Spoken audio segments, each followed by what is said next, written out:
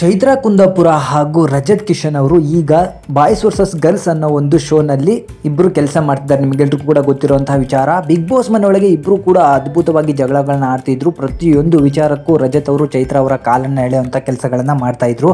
So ಅದಕ್ಕೆ ಸಿಕ್ಕಾಪಟ್ಟೆ ಸಿಟ್ಟಾದಂತಹ ಚೈತ್ರಾ ಅವರು ಸಿಕ್ಕಾಪಟ್ಟೆ ಮಾತಾಡಲಿಕ್ಕೆ ಹೋಗ್ತಾ ಇದ್ರು. ಆದರೆ ಅದನ್ನು ಈಗ ಮತ್ತೆ ಬಾಯ್ಸ್ ವರ್ಸಸ್ ಗರ್ಲ್ಸ್ ಶೋನಲ್ಲಿ ಇದನ್ನು ಮುಂದುವರಿಸಿದ್ದಾರೆ. ಇಬ್ಬರು ಕೂಡ ದೊಡ್ಡದಾಗಿ ಜಗಳವನ್ನ ಮಾಡ್ಕೊಂಡಿದ್ದಾರೆ. ಎಲ್ಲದಕ್ಕೂ ಒಂದು ಲಿಮಿಟ್ ಇರುತ್ತೆ ರಾಜ. ಎಲ್ಲರೂ ಇನ್ನೊಬ್ಬರ ಮೇಲೆ ಬ್ಲೇಮ್ ಹಾಕಿ ಕೂತ್ಕೋಬೇಡಿ, ಗೊತ್ತಾಯ್ತಾ? ಬಾಯಿಗೆ ಬಂದಾಗ ಮಾತಾಡೋದು ಅಂತಲ್ಲ. ಏನ್ ಮಾತಾಡ್ಬಿಟ್ಟೆ?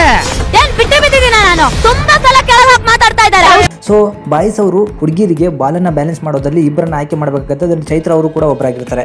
ಬಿಗ್ ಬಾಸ್ ಮನೆಯಲ್ಲಿ ಚೈತ್ರಾ ಅವರು ಯಾವುದೇ ಆಟವನ್ನು ನೆಟ್ಟಿಗೆ ಆಡಿರೋಲಿಲ್ಲ. ಟಾಸ್ಕ್ಗಳಲ್ಲಿ ಅವ್ರಿಗೆ ಬ್ಯಾಲೆನ್ಸ್ ಮಾಡೋಕ್ಕಾಗಲ್ಲ ಅನ್ನೋದು ಗೊತ್ತಿದ್ದು ರಜತ್ ಅವರನ್ನ ಸೆಲೆಕ್ಟ್ ಮಾಡ್ತಾರೆ. ಸೊ ಚೈತ್ರಾ ಅವರು ಆ ಟಾಸ್ಕ್ನಲ್ಲಿ ಸಂಪೂರ್ಣವಾಗಿ ಸೋತ್ ಹೋಗ್ತಾರೆ. ಅವರಿಗೆ ಬ್ಯಾಲೆನ್ಸ್ ಮಾಡ್ಲಿಕ್ಕೆ ಆಗೋದಿಲ್ಲ. ಆಗ ರಜತ್ ಅವರು ಹೇಳ್ತಾರೆ, ಬಿಗ್ ಬಾಸ್ ಮನೆಯಲ್ಲಿ ನನಗೆ ಚಾನ್ಸೇ ಕೊಡ್ತಿಲ್ಲ, ನನಗೆ ಚಾನ್ಸ್ ಕೊಡಬೇಕು ಅಂತ ಹೇಳ್ತಿದ್ರು. ಅದಕ್ಕೆ ಕೊಟ್ಟಿದ್ದೀವಿ, ನಿನ್ನ ಕೈಲಿ ಆಗಲ್ಲ ಅಂತಲೇ ನಾವು ಕೊಟ್ಟಿದ್ದು, ಹಾಗೆ ನೀನು ಈ ಆಟನ ಸೋತಿದ್ದೀಯಾ ಅಂತಲೂ ಕೂಡ ರಜತ್ ಅವರು ಅವರಿಗೆ ಹೇಳ್ತಾರೆ.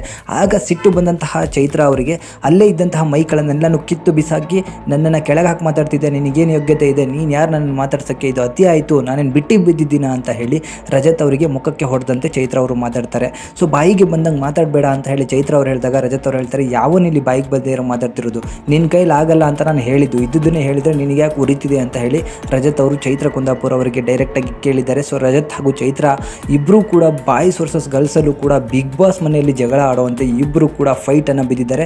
ಸೊ ಈಗ boys versus girls big boss ಮನೆಯ ಸೆಕೆಂಡ್ ಅಂತಾನೆ ಅನ್ನಿಸ್ತಾ ಇದೆ. ಸೊ ಬಿಗ್ ಬಾಸ್ 2 ಅಂತಾನೆ ಅನ್ನಿಸ್ತಾ ಇದೆ. ಆ ರೀತಿ ಇಬ್ಬರು ಕೂಡ ಜಗಳ ಆಡ್ಕೊಂಡಿದ್ದಾರೆ. ಚೈತ್ರಾ ಅವರು ಇದನ್ನು ಬಿಗ್ ಬಾಸ್ ಮನೆ ಅಂದ್ಕೊಂಡಿದ್ದಾರೆ. ಇಲ್ಲಿ ಒಬ್ಬರ ಕಾರಣ ಒಬ್ಬರು ಎಳೆಯಬೇಕು, ಅದೇ ಶೋ ಆಗಿರೋದ್ರಿಂದ ರಜತ್ ಅವರು ಸಿಕ್ಕಾಪಟ್ಟೆ ಅದರಲ್ಲಿ ಮುಂದುವರೆದಿದ್ದಾರೆ. ಎಲ್ರಿಗೂ ಕೂಡ ಕಾಲು ಎಳ್ಕೊಂಬರ್ತಾರೆ. ಸೊ ಚೈತ್ರಾ ಅವರಿಗೆ ಆಟ ಆಗದೇ ಇದ್ರಿಂದ ಸ್ವಲ್ಪ ಸಿಟ್ಟನ್ನು ಮಾಡಿಕೊಂಡು ಈ ಆಟದಿಂದ ಮೈಕನ್ನು ಕಿತ್ತು ಹೊರಗಡೆ ಬಂದು ರಜತ್ ಅವರ ಮೇಲೆ ಕೂಗಾಡುವಂಥ ಕೆಲಸಗಳನ್ನು ಮಾಡಿದ್ದಾರೆ.